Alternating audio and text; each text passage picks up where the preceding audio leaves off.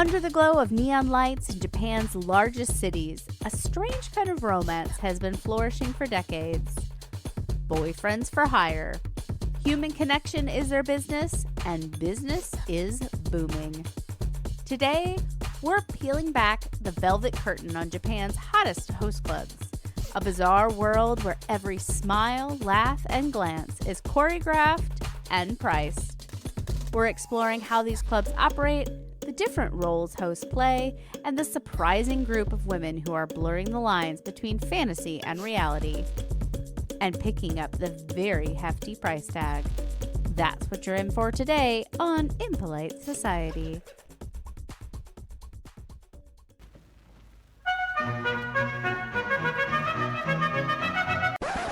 Oh, I just detest rude, unladylike young ladies.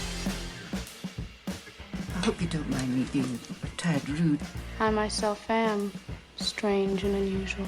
Don't be rude. That is some weird, wild stuff. Shocking, isn't it? It's a scandal! But it's provocative. Please stop making me blush.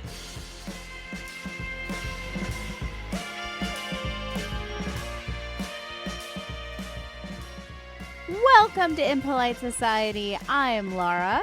And I'm Rachel. I just want to say, Rachel, I'm your friend. I'm your buddy. I'm here for you. I listen to what you need. I have heard you. Ooh. And I know that you need a boyfriend. Oh, like a boyfriend that takes me out on fancy dates and is very charmed by me and thinks I'm hilarious and entertaining and doesn't have any expectations of sex, because that's exactly the kind of boyfriend I need. That's the dream boyfriend, because we've talked about this a couple of times over the last couple episodes, and you're married. It comes up. It totally does, yeah. And you're married, so it's not like a boyfriend. It's like a boy space friend, you know? A boy friend. Yeah, someone to go out and do fun experiences with. I mean, normally that would be my husband, but I'm not going to give up the free babysitting. You know, like he can stay at home with the kids, and I can go out and do the things with this random gentleman. Yeah, that's the hard thing, right? You know, and somebody to make you feel kind of fresh and new and interesting, but not the having sex with, just the hanging out. Because I'm your problem solver, okay? I'm a good friend. I'm here to help. I have an answer to your question or your need, so to speak, for a male gigolo who isn't a gigolo. And that's what our episode is about today, the rent-a-boyfriend. But there is a catch. I have the solution, but we're gonna have to go to Japan. Oh, hard pass, thanks. No. I mean, no.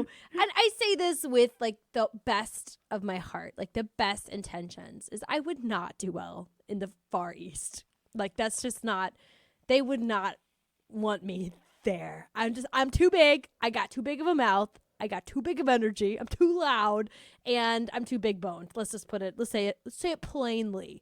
Like, I feel like if I tried to go to Japan, they would check my passport and be like, nope, denied. Stamp the denied. Get your ass back on the plane. They don't want me. And I'm fine here. Japan does really like American culture, though. So you might be surprised in what they kind of like or don't like. I think they do.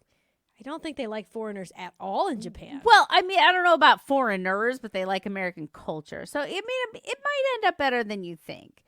I don't know. I've not got the warm fuzzies. Sorry to the Japanese. I'm sure you're lovely, and I agree with so much of your culture, but I don't think you'd like me. That's fair. I kind of feel the same way. I don't know that I'd blend necessarily, but this concept of the boyfriend, not a boyfriend, turns out your idea isn't exactly a brand new one. There's this thing called host clubs in Japan, or hostu kabaru in Japanese. I'm saying that wrong 100%, but I tried my level best, okay?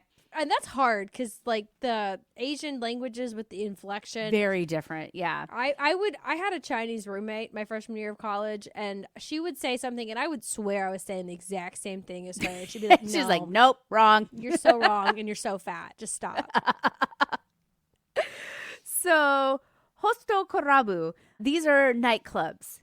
These are staffed and run only by men, and they cater exclusively to female clientele. Women who are seeking companionship, conversation, and a fun night on the town. Like, the sad thing is, this is exactly what I would have wanted, right, from the situation. This is someone you go chit-chat with, and you don't have to, like, worry about if they want to talk to you or not, because they're just, like, you're a dedicated person. As, an introvert pretending to be an extrovert, it's just, like, I need to have a job, right? If, like, oh, it's talk to this one person, got it. Crushing it. If it's figure out where I fit in a big group and mingle, can't do it. I need the one person. Yeah, and Japan has had these host and hostess clubs being the same thing, but for men. And shocker, that's how it started. But this all started in the late 60s. Tokyo and Osaka, they have a huge nightlife scene, and these clubs are a big part of it. I read that there are more than 300 of these clubs in Tokyo's Kabuchiko district, which is essentially the red light district. Again, I know I'm saying that wrong. I'm doing my level best. Okay, 300 clubs. How many, 40 people work there? I don't know. I feel like that's got to be half the country. It's not a big country, right? What is There's a lot of these in this, small district. Yeah. And okay, but also the fact that you said it's in the red light district, that's where I'm starting to think maybe this isn't such a good idea. It's kind of a combo. It's red light district / club C. It's like nightlife, and then mixed in there are your kind of red light kind of things. Adjacent activities. Exactly. It's like all kinds of nighttime activities that one might want. And in fact, this is where I got the idea for the episode. My best friend, Katie, holla, she recently took a trip to Japan, and she took a tour of the Kabukicho district with an English-speaking guide. And she showed me these pictures on her phone. You know, we were looking through all the trip pictures, and there was one of this giant fucking billboard. And there were a bunch of dudes on it. And I was like, what is this? And she told me her guide had explained the concept of these host clubs, that they're pretty popular. Women going in to hang out with their pay by the hour boyfriends, and that it's very popular. He said it can get rowdy, sometimes violent, and women are getting in physical fights on the streets over their hosts. Apparently, some lady got stabbed pretty recently. So not in the good way. Yeah. So it is a thing. They take it seriously. Apparently. It's like Moulin Rouge, if you've watched that movie. Like, the star courtesan. Yeah. He's like the center of the picture you've added here. And then there's like the little backup ones. Oh, yeah. Lots of backup boys. And think boys, too, because it's like boy bandy, right? K-pop kind of feel like that's the whole vibe coming out of here. So I do have some bad news for you, Rachel. If you were to get on a plane and go to Japan, to get the full experience of these host clubs, you will need to be fluent in Japanese. From what I've read, there are very few hosts who speak English at all, let alone fluently. So that is a top barrier for us. Looks like this isn't really going to happen, even if we were willing to go to Japan. Like I said, they don't want us there. They don't want our money. Like, I think I've heard that. I think they take our money. Like, foreigners, they don't even let foreigners into the clubs. Yeah, I read that too. It depends on the club. And it's like if they cater to locals, they're a culture that's big on formality. And if nobody can speak to you and greet you, then they don't necessarily want you there because they don't want everyone else to feel uncomfortable because they can't make you feel welcome. I don't know. Maybe that's just subterfuge. Culture is complicated. That might just be a cop-out. I don't know. Yeah. I mean, it's just people who live in heavily tourist areas, they probably would definitely appreciate a spot where they could escape tourists. Exactly. So I understand that. Yeah. All right. So these host clubs, how does it work if you are in need of a man for the night? So these clubs run on a really complicated charge system. And I'm going to get to that in a bit.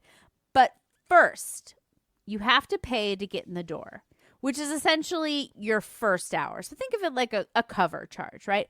But it's nothing. It's super cheap in terms of what you're going to get. It's about $30 or whatever the equivalent to that is within yen. So there's a low barrier to entry to these clubs. You don't have to be super rich to get started. And bonus points, if it's your first time in one of these clubs, there's often these kind of getting to know you specials where you can buy drink packages at a discount and the hourly rates are half off. Nothing says romance like a complicated pay scale. But it's cute. It's like a little free trial, but I just have a feeling they're going to get you in the end. So don't they always? You always forget to do the canceling. There's always a hook. Yeah. And the inside of these clubs are nice, according to the articles that I've read. And some of the YouTube videos, some of the ones I saw, I'm like, really? I don't know. But then other ones, I was like, oh, that's nice. That's nice. So, like anything, there's scales. If you're thinking that this looks like an East St. Louis strip club, you would be wrong. It's different. No, I have a kind of an idea of what it looks like because I watched some kind of video documentary short about maid restaurants, which is basically the same thing but with women, and they're all dressed like Yvette Maids. from Clue. Yeah. Yeah. So and it was like a fancy place on the inside. It looked like a regular. I don't want to say regular because it was like Japanese, So it looks like how you would imagine a fancy place in Japan to look. Yeah. It's not like our Western adult entertainment. There's no exposure of body parts. There's no crazy lighting or loud music. The music is set at a very reasonable volume. As an old person, this very much so appeals to me. And that encourages conversation. There are comfortable cushioned chairs, handily with partitions between you and the next table. Again, encouraging that private conversational aspect, more emotional intimacy. I think a lot of them look like nice hotel bars, which is my absolute favorite kind of bar. Give me a velvet channel back booth any day over a bar stool. I don't want anything to do with a bar stool. Give me that booth. And once you sit down in these cushy, comfy chairs, the fun really begins, Rachel, because you get to go shopping. For men on a menu. I like it. I feel like that's kind of how people choose their romantic partners these days, right? It's the swipe right, the Uber Eats of host culture. Yeah, and you have your choice of men, but Asian men. And so I don't want to yuck anyone's yum. Sexual preference is a super personal thing. But to me, these guys are not what I would call attractive. As a Western woman, I am mainly into manly looking guys that have hairy chests and facial hair. These host men, to me, look like little girls. They have small features, no facial hair, all around petite. They're wearing makeup a lot of the time. Their hair blow dried into these anime kind of doos. It's not really my thing. I'm not an anime person. It's not my thing. But if you are doing this in Japan, you speak Japanese, you're probably a Japanese native, this is probably very titillating to you, right? Sounds like it. And don't get me wrong, I do like me some feminine men. Like I have a major crush on Noel from the Great British Bake Off in the IT crowd. Like I love me some corporate goth man.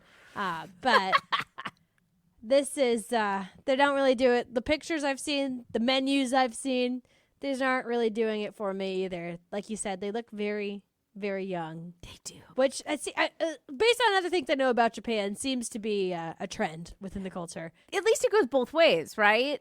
That was like, at first I was like, ew, they look so young. But then I'm like, well, they like their women looking young too. So it's not like just a man thing. Grab a teddy bear and the yeah.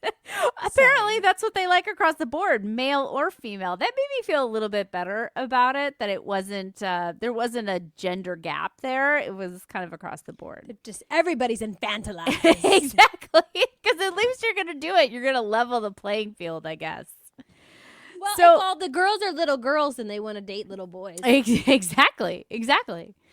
And so depending on the club, you can either look at the menus, which are pictures of these hosts and their made up names, or you can kind of do a speed dating round where you choose your pay by the hour boyfriend.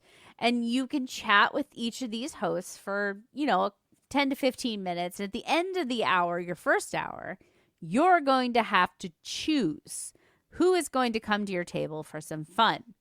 This, Rachel, it is a big decision. From then on, at this club at least, your host is your Shaime, your designated host. You cannot change it. No returns, no refunds.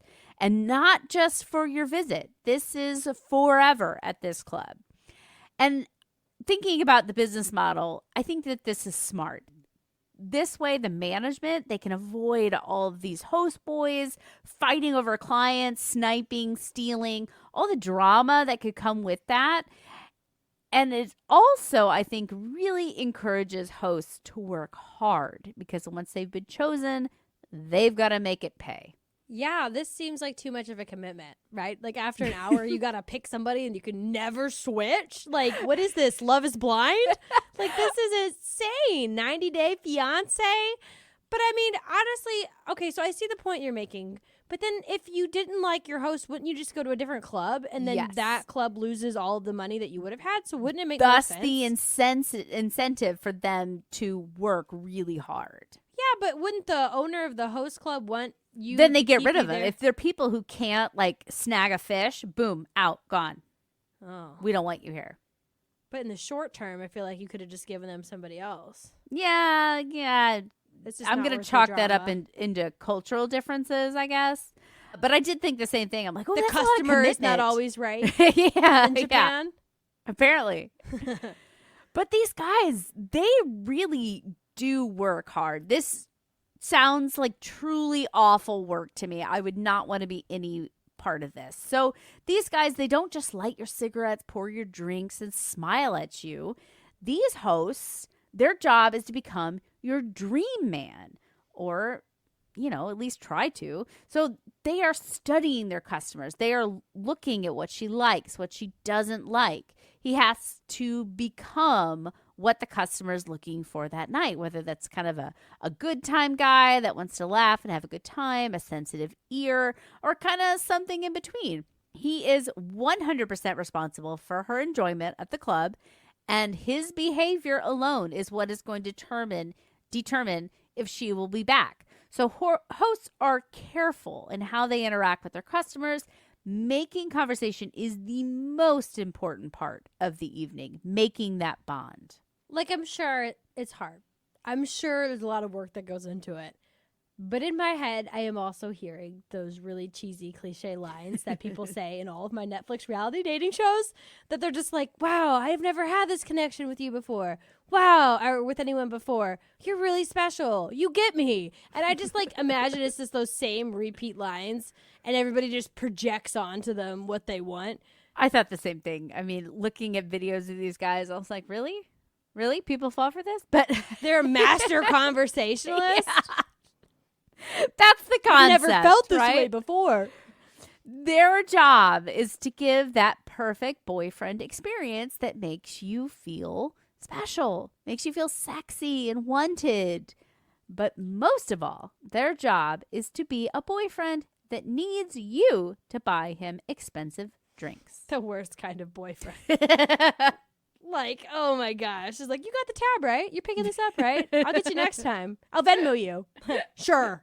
But okay, so how many ladies is he seeing in a night, right? Like, is he dedicated one to a table? Or is he bopping around trying to host multiple women? Because, like, what if the one you want from the menu isn't available? Yeah, it depends. So they will tell you, like, he's not available. He's booked. So, you can book them by the hour.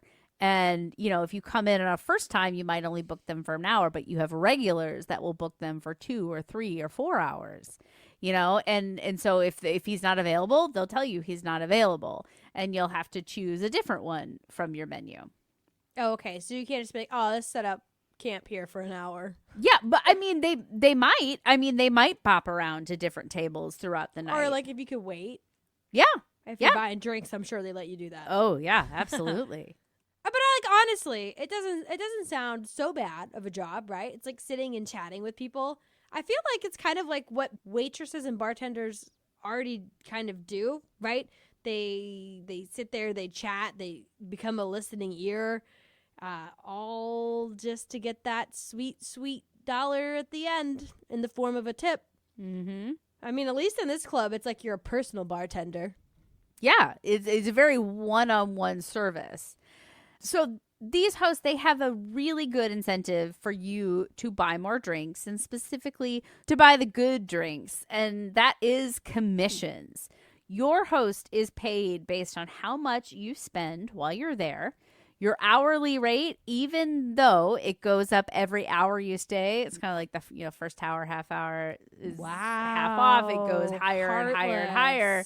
But that money, that ain't shit. They make their big bucks on those drink sales.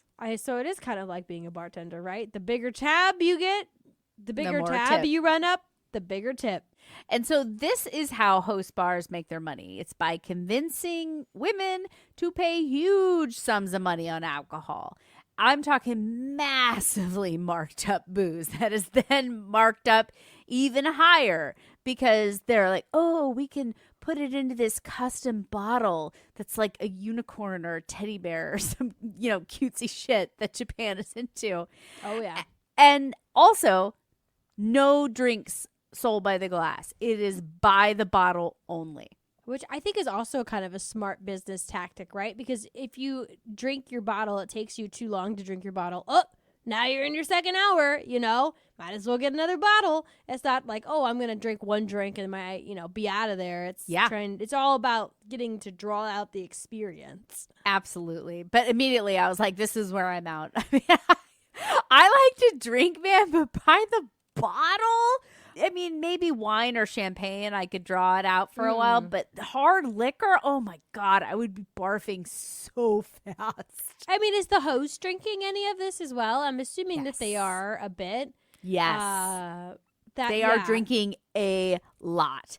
That is actually, I'm glad you brought that up because the more senior hosts, the ones that are making a lot of bank, have a lot of regular customers, so they might have a couple of tables going throughout the night, multiple people there to see them, and so they will assign their more junior hosts to drink at the table with them so that they don't have to drink as much because it's hard on your body, man. Well, yeah, so they just bring another dude in and then they sit like 3 of them, oh wow, double date or whatever.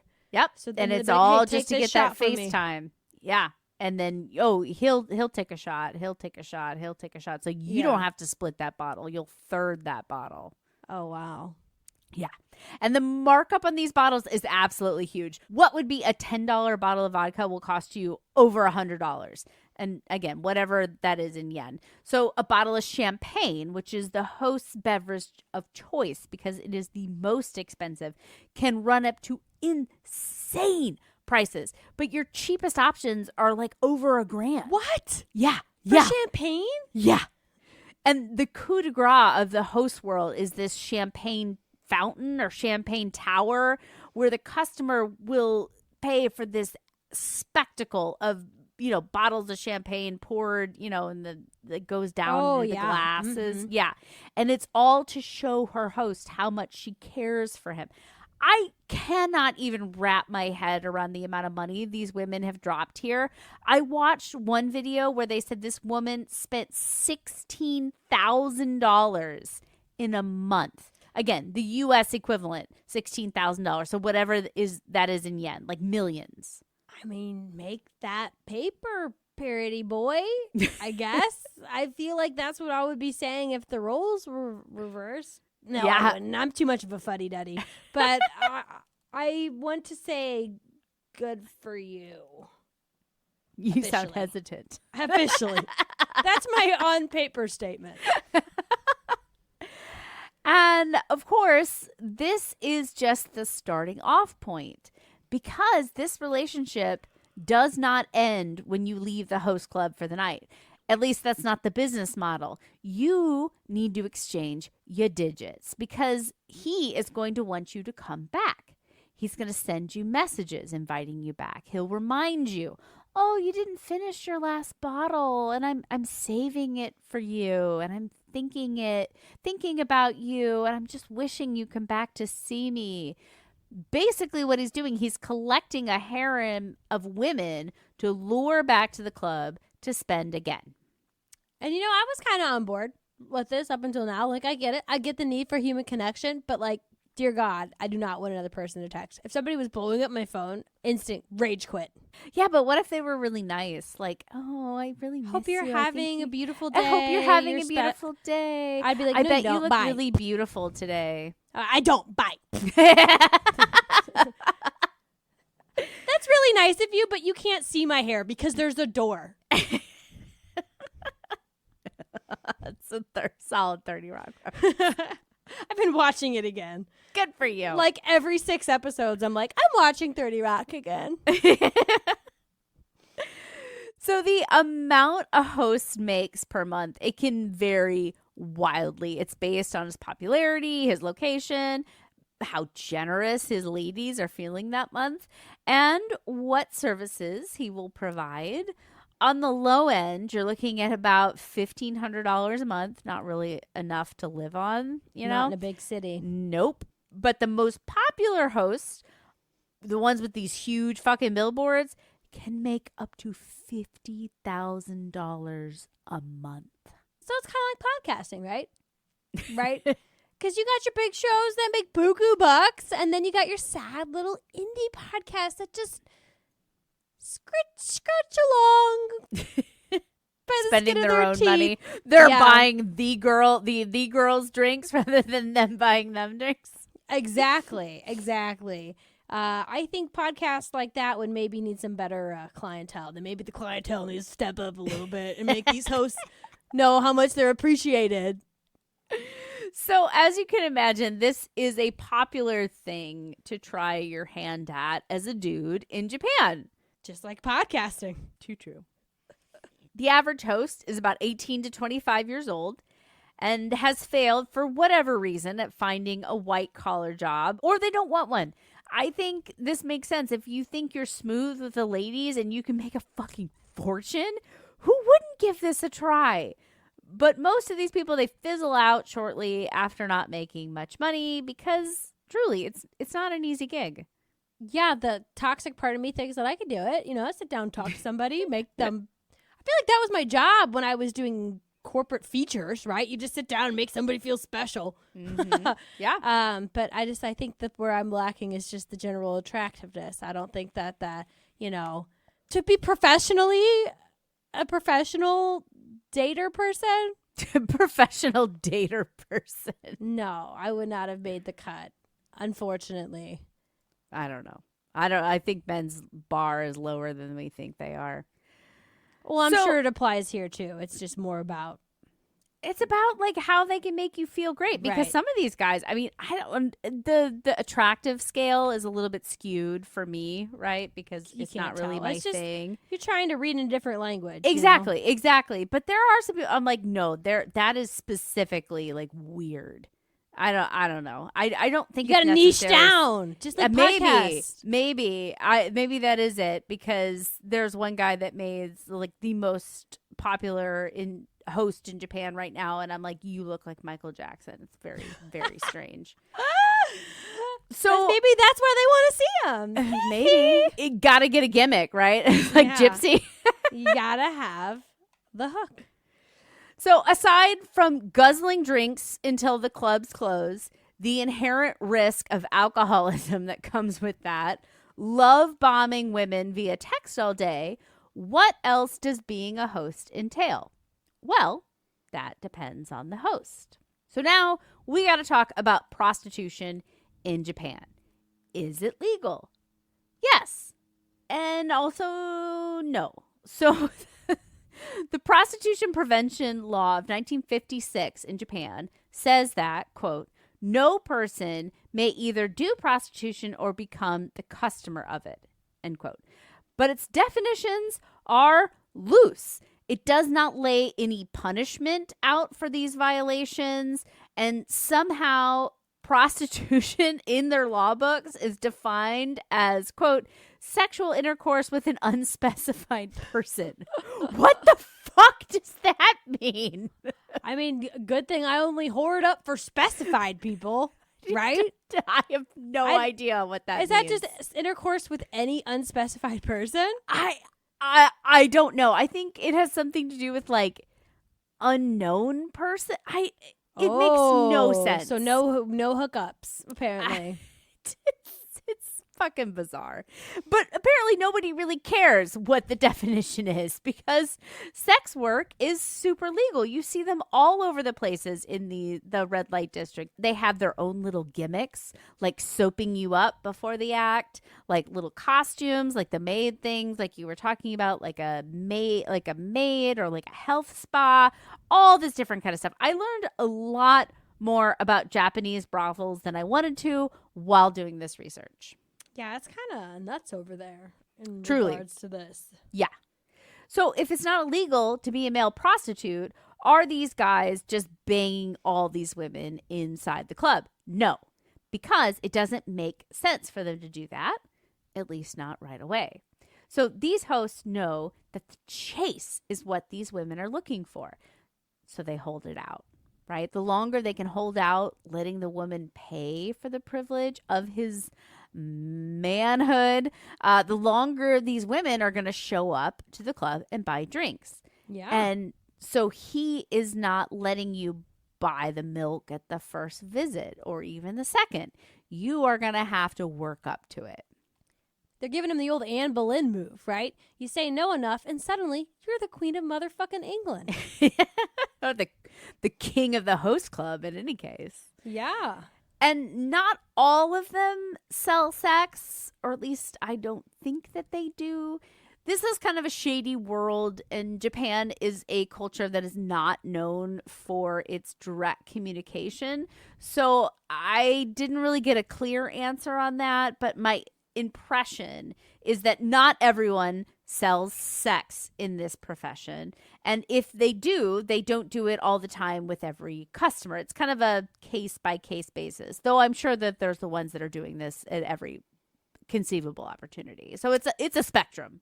Right. I feel like it's a little bit more of, it's not just a trick, right? They're not just turning tricks. Yeah, it's like, definitely not. If it's something they want to do and it's something that they can get compensated for, then why the hell not? And I don't know a whole lot about Japanese values around sex. I feel like they're more reserved, or it's a little bit more like patriarchal. But in the U.S., I feel like for a guy, why the hell not, right? It doesn't really damage their social capita as much as it would a woman for having like a higher body count or something along those lines.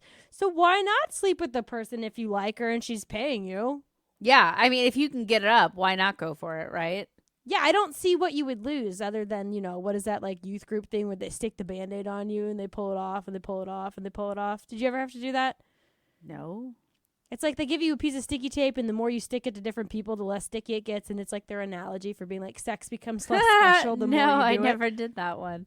There was like the tree, though. It was like you have sex with one person and they had sex with another person, and then that person had sex with 3 people, and you're like, it's like you're having sex with 100 people. You're like, hell yeah. Getting my Come on, orgy Dionysus. Let's do this thing.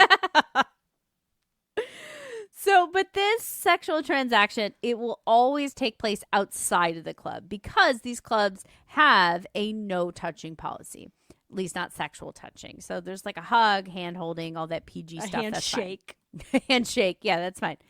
The host clubs are licensed and inspected. They will be fined or closed if found in violation of rules because they are regulated as a food and entertainment establishment, not as whorehouses or brothels or whatever the PC term is. I don't know. Bop house. No, I think that's what the youth are calling it. Bop house? Yeah. Do the Blitzkrieg bop, bop, bop. Anyway. So the women who attend these establishments on the regular and provide such a bounty to these boy toys, they are hard to pin down in who they are. My friend's tour guide said, and it was confirmed by online sources, a lot of these customers are women who are married to rich men. Oh.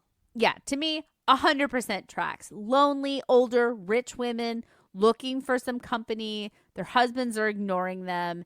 And their husbands probably have their own, like, piece on the side. So why the fuck not, right?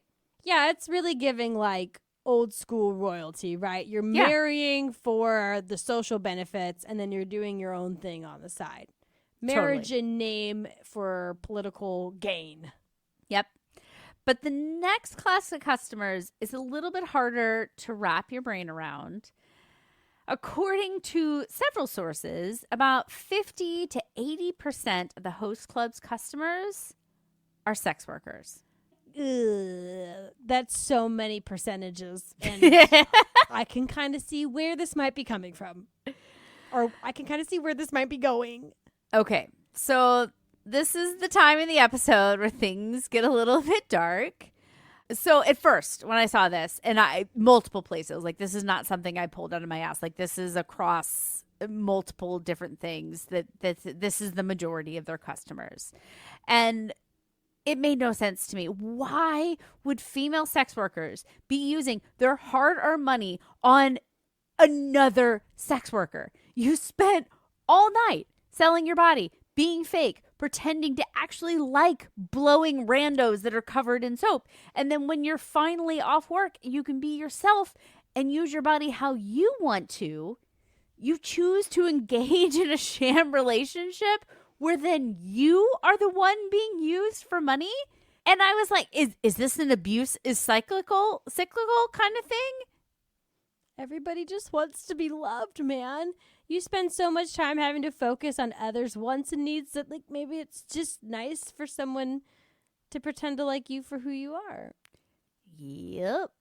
I think you nailed it. Because after doing a lot of this watching, reading, I think that's kind of where I landed too. I mean, these are women who are on the fringes of society.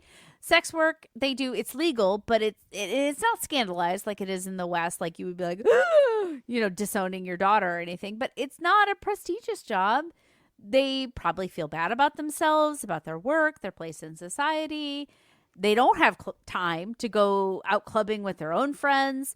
They get off work super duper late. And what's a girl to do? There's these hottie boom bodies across the street from your soap land. They only charge $30 an hour to be the best boyfriend you've ever had. None of your customers at the pink salon are saying, oh, you're so pretty. They hold the doors, pour your drinks, light your cigarettes. They're not listening to you. So, yeah, everybody's lonely. And you're just like, well, okay.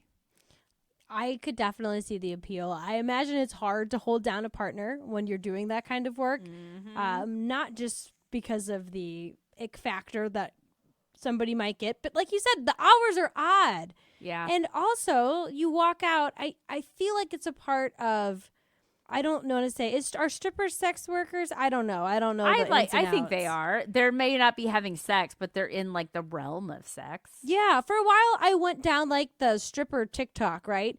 And not all they do, but there's like a trend at the end of the night. You like fan out all the money you've earned and you like flap it around and all this stuff. So I kind of see where you then take those stacks that you have and then make a champagne tower. Yeah. Like that's kind of your flex for all the money that you've earned as well. Yep. If that's anything the same as what I've seen on TikTok. It sounds like it tracks. And as sad and weird as all of that is when I think too hard about it, it actually gets even darker. Oh, boy. Yay. Because Japan has actually had some real issues with these host clubs lately. In 2004, they started raiding people left and right. They're shutting shit down, handing out fines because they are having a national crisis with sex trafficking and forced prostitution. It's almost like if you commodify people to continue to grow your business, you're going to need a continual stream of product, aka people. Supply and demand, right? Yeah. And I'm just going to say, hashtag not all hosts, okay? But some hosts, some malicious hosts have been known to prey on clients. These malicious clubs, they will use a pay later arrangement for customers. So women get to spend outrageous amounts of money. They don't have to pony up on the night. I'm talking $30K, $100K in a month, just champagne towers left and right, just going all in. And if you're a real evil son of a bitch, this isn't going to be hard. No, right? not at all. No, you're encouraging this woman to drink more, get her super drunk, pressuring into her champagne fountain or the biggest, most expensive unicorn bottle of liquor or whatever, and then just keep it coming. And then the next day, keep love bombing her via text messages, telling her to come back because she's so fucking drunk. She doesn't remember, right? How much that they racked up the night before. And when they can't pay, when they're faced with the final bill, luckily your host will have just the solution on how she can work off that debt. You know, I think that plumbers might be running a similar scam over here in the U.S. on lots of lonely housewives, at least based on the documentaries I've seen. Or just based on the bills that I get when the plumber comes over. I'm like, I can't afford this. And he's like, well. I got a pipe that you can expect. So an even more fucked up method of racking up these giant amounts of debt for the club is social media. Hosts are often social media stars. They're, quote, influencers, right? They got all these different followers. And what they'll do is they'll randomly, quote, randomly message one girl out of all of these followers just to say hi on Instagram, right? You know, build kind of an emotional connection. Think about if you followed an influencer online and then he just reached out to you, right? Like somebody with millions of followers. I'm the most special. Well, I would think it's a scam. But no, exactly. If I was somebody else, exactly. I would think I was special. Precisely. And then you invite her to come see you at this club. And then you get the booze flowing and all that hard work of getting her to have feelings for you. It was already done online. You never had to leave the side of your current trick at the club, right? It's just all done in app. And I read stories of hosts. This one was particularly egregious, I think, pretending to be in real relationships with women. They didn't know. They didn't know what they did. They would meet online, go on what seemed like real dates. They would meet their parents. They would have consensual sex under the guise of a relationship. And then, boom, I'm a host. You owe me for all this. Here's your bill. And, oh, you don't have the money? Well, I know you could pay me back. The Soapland down the street, which my club owner just happens to also own, is looking for new hires. Can you just be like, no? Like, what? Like, no, I didn't agree to this. I know, You're gonna call the right? cops on me? What? Right? That was my thought, too. We'll get to it.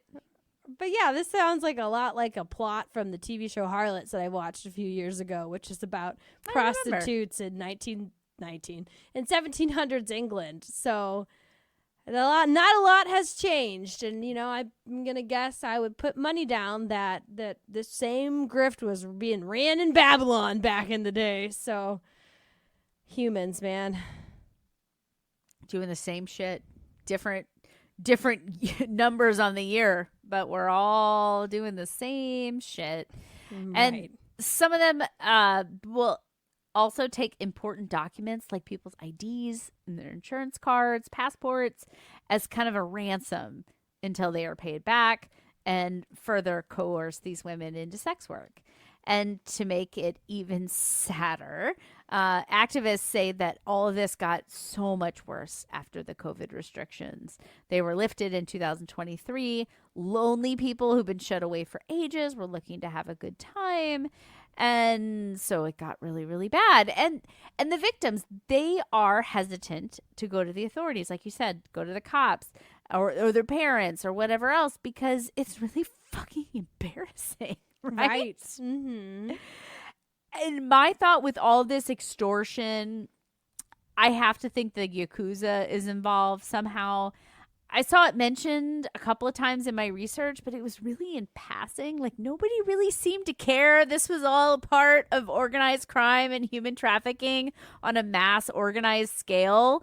It's definitely kind of in that realm. So that's why people don't necessarily push back, because it's fucking scary. Yeah, I mean, I don't even know what you're talking about. I never heard anything about something like that. Sounds like a nice group of young gentlemen. No need to track us down over here in the States and murder us with your samurai swords and drifting street racers. I'm not scared of them. They can't touch me in the U.S. Come at me with your samurai sword, bro. I'm calling you out. You're going to get deported. No. You better hope your visa's good. No, it is. That's so sad. Yeah, no I kidding. know, right? I know. It's really fucking... Anyway. They'll have that gold card. Was that real? Or is that just a headline I saw somewhere that Trump's planning to sell these fancy gold cards that get you free pass to the U.S. to rich people in other countries? It would not surprise me in this. I know. I was just like, I did not see that. So I have no comment, but it would not surprise me. So yeah, that goes for sale. Ding dong. Our door. We open it. Samurai swipes. You mentioned the Yakuza on your little podcast.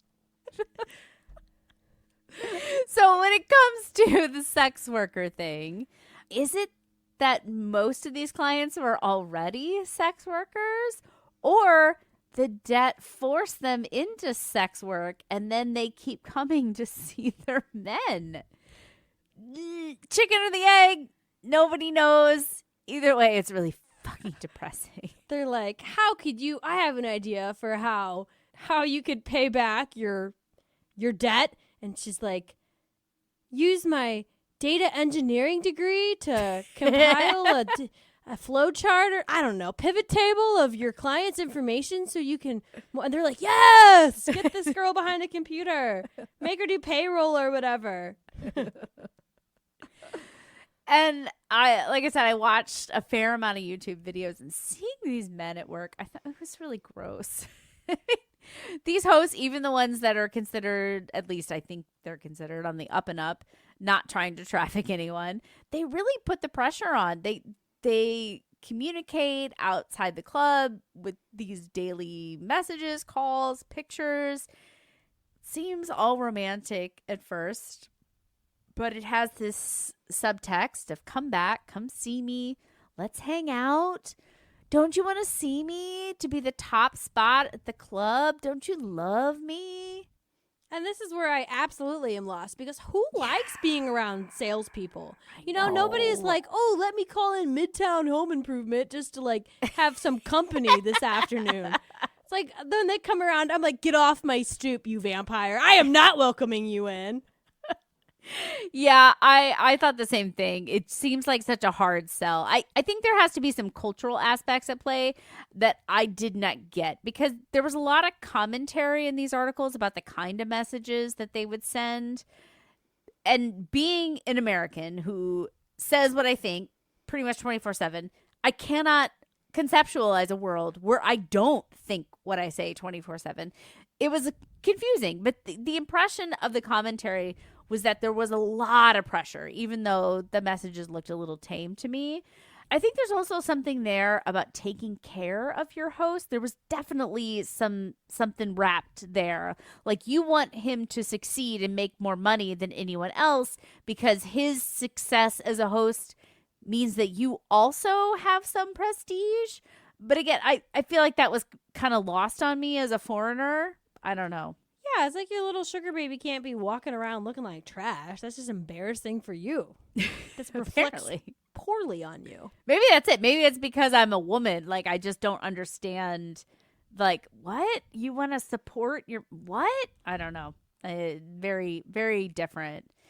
And I think another item I missed is that why are these women, sex workers or not, why do they want what they absolutely know is fake? This is their fucking job. You know, this is their fucking job. They're sitting there telling you, I want to be the number one host at my fucking job.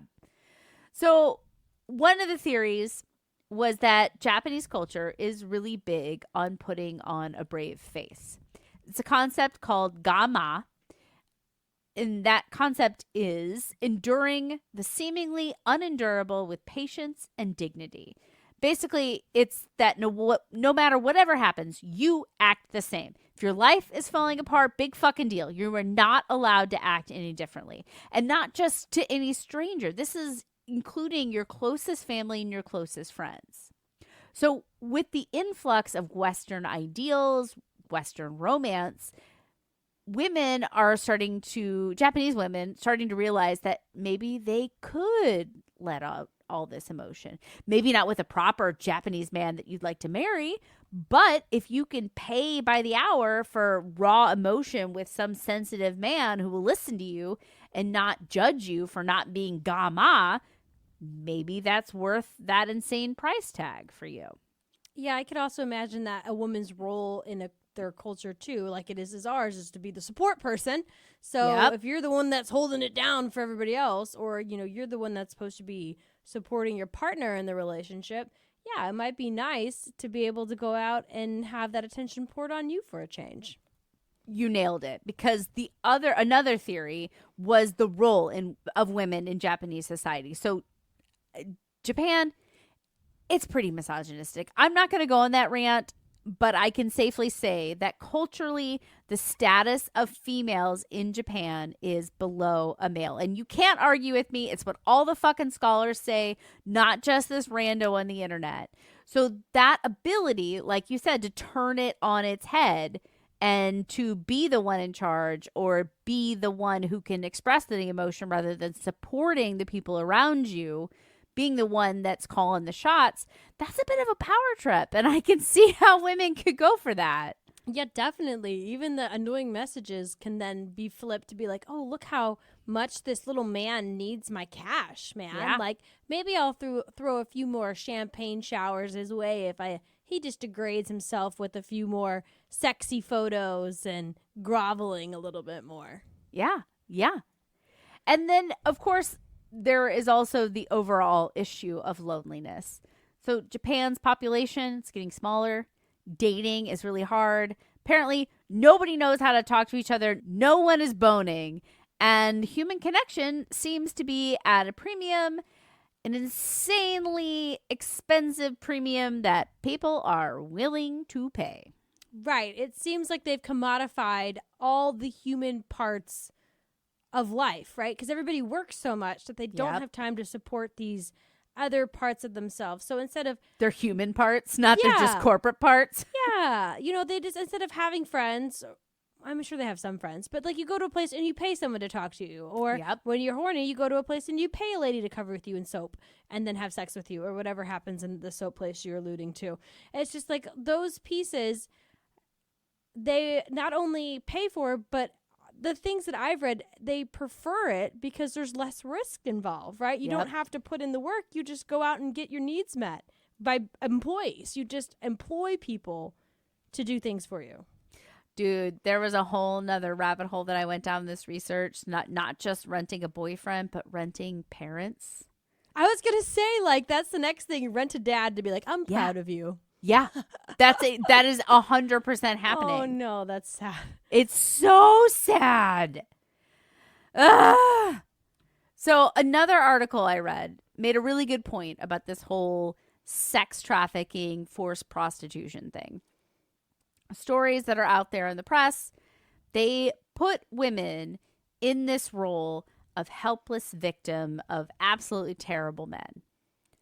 But does that kind of deny them agency in their own stories, right? So we can say that, yeah, they were pressured into that. But were they manipulated when they knew that this was exactly what these people were doing? They made a choice to engage in this kind of nightlife, to come back over and over, chose to spend their money this way. But then on the other hand, I was like, is this victim blaming? I don't know, man. That last article that I read really kind of turned me on its head. A lot of gray areas. I know that I don't really feel sorry for the men who get conned out of money from strippers and hookers, So should I feel the same way about these women who are getting conned out of that money by male sex workers? I mean, but those dudes aren't then being forced to put on something skimpy and shake it on the pole themselves, you know? It's kind of a different beast. And also I would look at the power dynamics as well. That might factor in, as you said, the culture's set up in a way. I don't know. It's a sticky wicket. Well, we're all victims of our vices anyway. Right?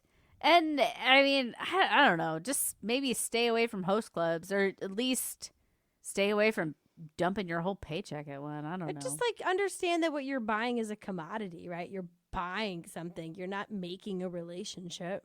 Yeah. But victim or not, listeners, that's your job now.